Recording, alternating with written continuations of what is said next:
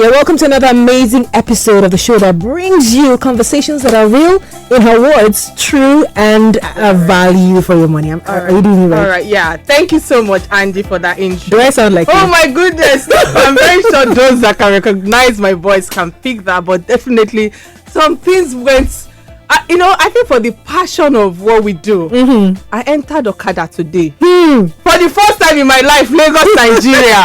And because of my guests, because I could have just called in and said, you know what, let's look for how to walk around it and all. But I just have to be in the studio. But again, Lagos, Nigeria, thank you so much. And this is your host, definitely Kike Lomatondawa. Feel free to catch up with all our previous episodes on YouTube and social handles at Real Talk with Kike. So, breaking news, aside the fact that I entered Okada today for the first time, I had to bail my father and say, daddy, you did not do right that I did not see this side of life. Now, I think that I appreciate all those people that are working behind closed doors. I always try their best to be in the studio, and those working in the office as well, that they will jump on Okada. But you know what, that story is for another day. So there are other breaking news. There is a great news that Greece just elected its first female president. Women are taking the lead globally, and it is possible in Nigeria. Yes, I say that again. It is possible in Nigeria that someday, somehow, very soon, we will have a female first president, and we'll say women in politics. The second breaking news for me is Oxford Dictionary that added 29 Nigerian words like Okada. And that Okada, I entered it today. Down 4Gs. Severally, but without severally, I had an issue with it because I know that a lot of our teachers have said, severally is not correct. It's either several times, but for Oxford to include that in their dictionary, that means it is correct. Well, let us go straight to the topic of the day. Last week, we shook some table and nearly broke it. We spoke about the difficulties of obtaining basic means of identification, and we heard from you, our listeners, so many complaints and thoughts. Well, I can assure you that steps have been taken to about some of the people that called into the studio, because we have addressed it to the proper office or quarters, and they've been following up with them, and they called some of the listeners that called in last week. And we also have reached out to a number of callers as well who also complained about their international passport, and I'm very sure that all these people who are in authority, the proper people, are going to address their issues and going to be of assistance to them. In the meantime, today we will be moving on to the topic of the day that has been not just controversial, but has had many stakeholders and state national builders talking.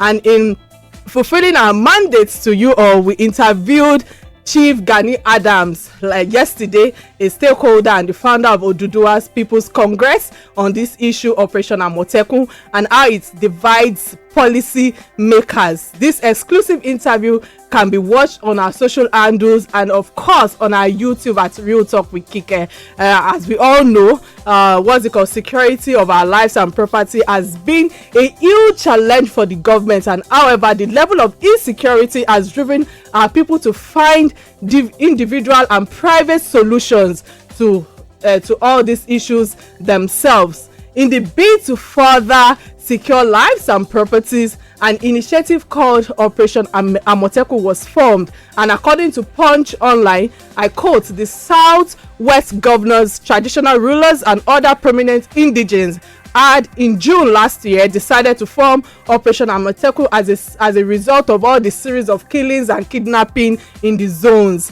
What is Operation Amotekun, you might want to ask? Well, it's a simple word of a security outfit formed by the southwestern states consisting of Ogun, Osun, Oyo, Ekiti, Ondo, and of course Lagos, and its operation are geared towards complementing the actions of the police and other security outfits in the rise of the ritual killings and kidnappings that have become rampant in the southwestern states. The word Amotekun itself means leopard in Yoruba, and the logo of this operation features the image of a pricing angry leopard in full fight with zero tolerance to crime as the pay offline. And we have with us Seye Oyeleye, the DG of Dawn Commission, to help us clarify the controversies surrounding the issue. Thank you so much for honoring me. So first first off, please tell us who you are and what Dawn Commission is about. Okay, thank you very much indeed. My name is Seye Oyeleye. I'm the Director General of the Development Agenda for Western Nigeria Commission, that we all call Dawn Commission, based in Ibadan. Dawn Commission is the regional integration body of the 6 Southwest states that was set up a few years ago to midwife regional cooperation among the states, the 6 states. And the 6 Southwest states again are Lagos, Ogun, Oyo, Ondo, Osun, and Ekiti. Basically, the work is to engender regional cooperation, fast-track development. Don't forget that we used to be a single region in the past. Now that we have individual states, we are now saying that being individual states should not prevent us from working together. So that's what we do at Dawn, engendering regional statewide cooperation in the region. Okay. And we are based in Ibadan. Thank you for shedding more light on that. And I think my next question would be that Amotekun is said to be like a vigilante operation and might turn out to have an ulterior agenda in the long run. What's your perspective about this?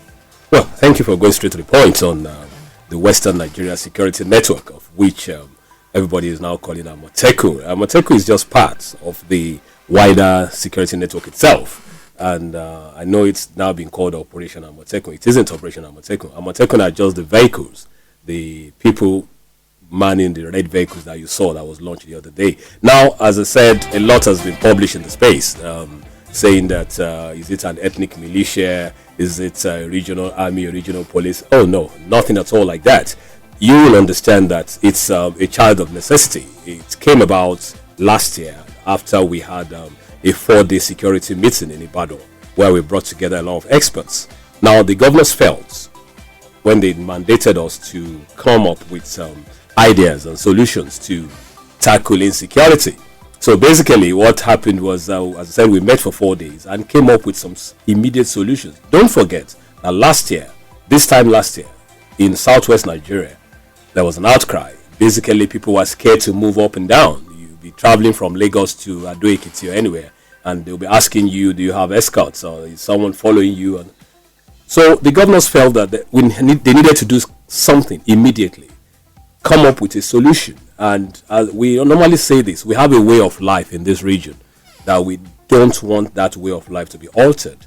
So it was the result of the 4-day summit that gave birth to the Western Nigeria Security Network, where the 6 states agreed to cooperate in the area of security by setting up an outfit more like community policing to complement the efforts of the existing security structure.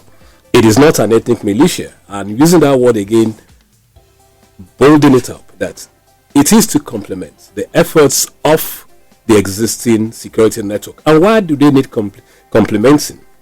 It's simple. Nigeria is a population of 200 million. We have about 400,000 policemen in total.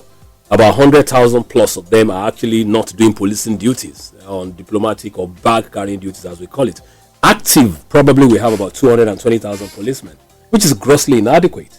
There are so many areas in Western Nigeria today, in the 6 states, that are grossly under-policed or have no police presence. That was what informed the idea of having a regional security body. That's all right. Thank you so much for that. I think before I go further to another question, I just in few seconds, who does Amotekun report to? Yeah, again, Amotekun, it's state-based. The operation is state-based, and it was clearly stated on the day of the launch.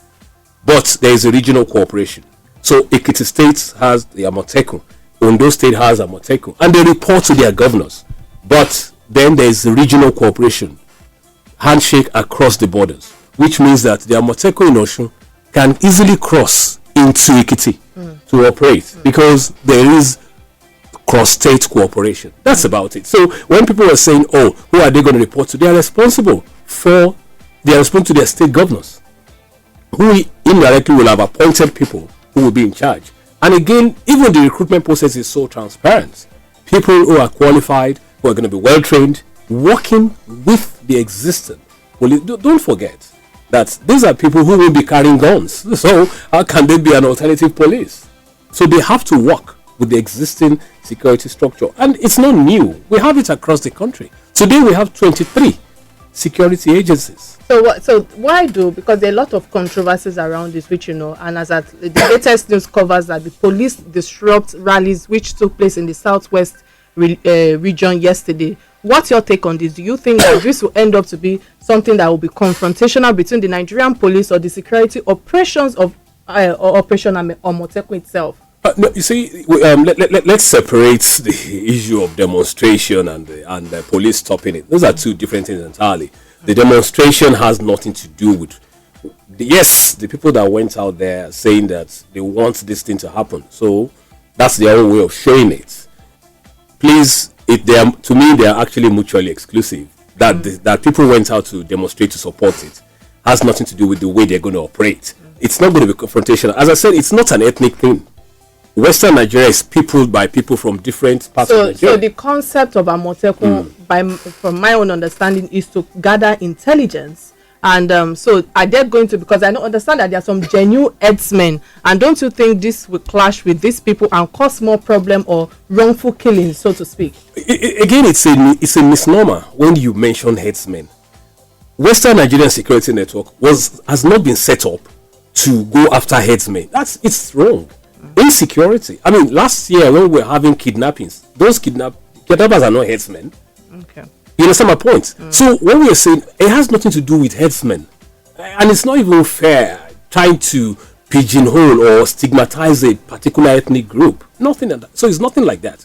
Western Nigeria Security Network is to protect lives and property of anyone living within this geographical space called Western Nigeria or Southwest Nigeria, whatever you want to call it. So when people are saying, "Oh, headsmen," please, you probably just trying to trivialize it. It has nothing to do with headsmen. We didn't set it up to go after headsmen.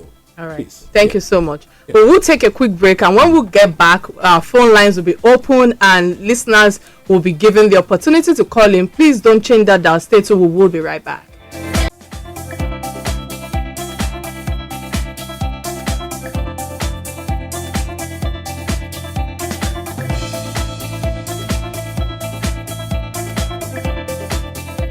Today on the show, we have been talking about Operation Amotekun, and we have had Mr. Seye Oyeleye throw a lot of light on the controversy regarding Operation Amotekun. The DG of Dawn Commission is right here with us in the studio. If you want to join us now, please, this is the right time for you to call, and you can call us on 0700 923 923 923. Again, 0700 923 923, and you can send us a message definitely on 081 731 136193.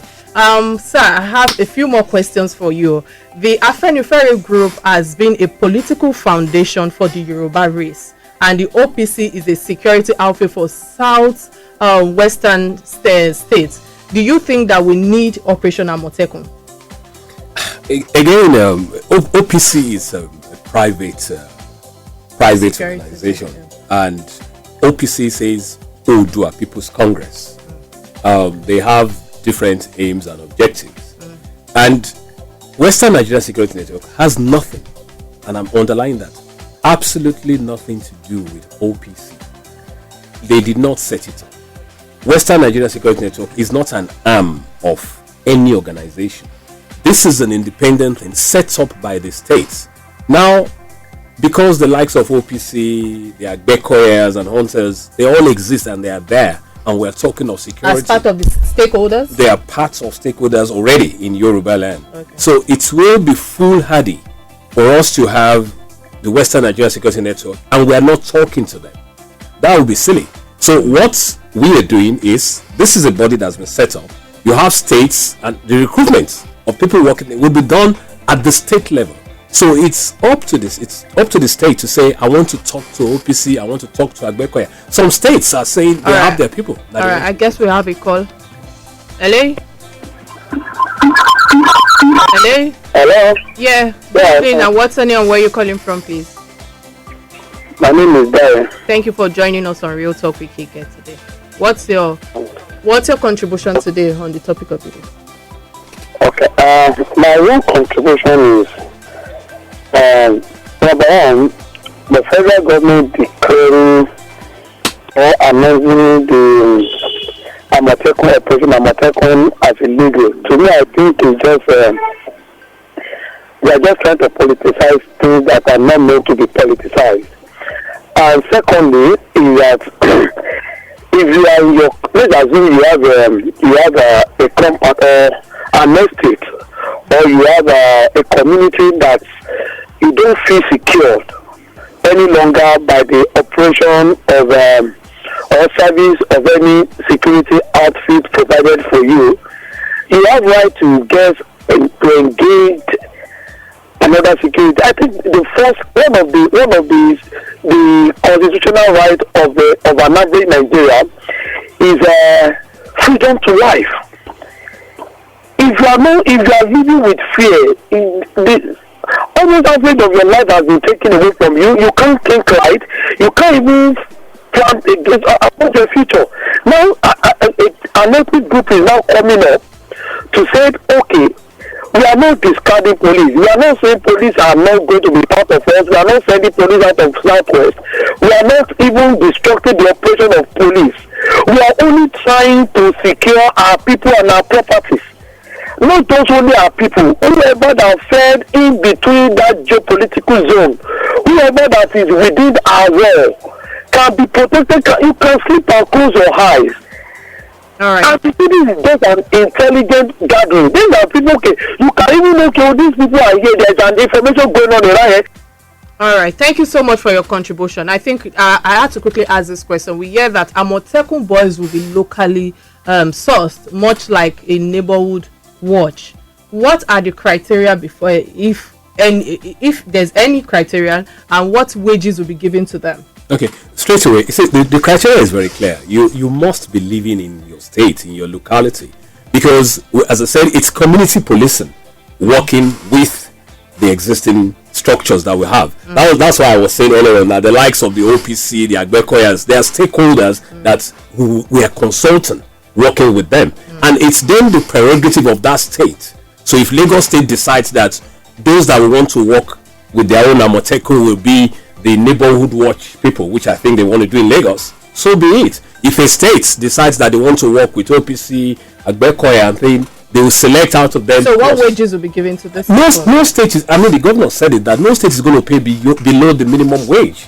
Okay. The minimum wage today is 30,000 naira. Okay. So because I saw somewhere someone said 13,000, nobody's paying anybody 13,000. All right, thank you for clarifying that. Yeah. So we have a message from Ayobami Okonlawo. It says, "Good evening, Real Talk with Kike. On the Amotekun Security Network, I think we play a lot of politics with critical issues in this country. I support Operation Amotekun, and a resolution must be reached to allow it to operate. But it also baffles me that the governors of Lagos, Ogun, and Osun State have remained relatively quiet on the issue recently. Maybe Mr. Seye Oyeleye can also address that." That's for you. On the day of the launch, we had 3 state governors and 2 deputy governors. They were there. So, and also all the states sent in their vehicles. Lagos State came in with the essay on security with all the Amotekun vehicles from Lagos. They were all part of it. All the states are fully into this because, again, as I'm saying, it is a matter of lives and property. It has nothing to do. It's not an army. We don't need to politicize it. Yeah, okay, thank you. You know, I've heard a lot of people saying that the Amotekun, the people who are going to be working with Amotekun are not going to be armed. So a lot of people have all sorts of impression that Operation Amotekun will be armed with spiritual or, pardon me, fetish powers, so to speak. What impact do you think this will have on a religiously inclined people of Nigeria?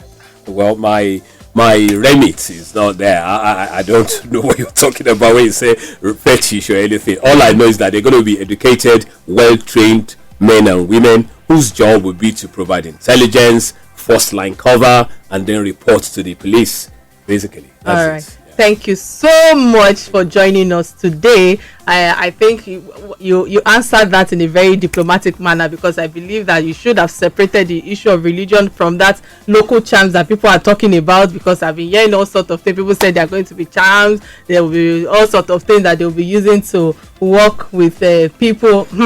I don't know about that. Okay, all right. Thank you so much. So, as a closing remark, I believe that if the federal government had paid more attention to our security, this would not be a conversation we should or we would be having today. But that's all we can take on today on Real Talk with Kike. So please stay tuned, same station for another eye-opening episode, same time next week.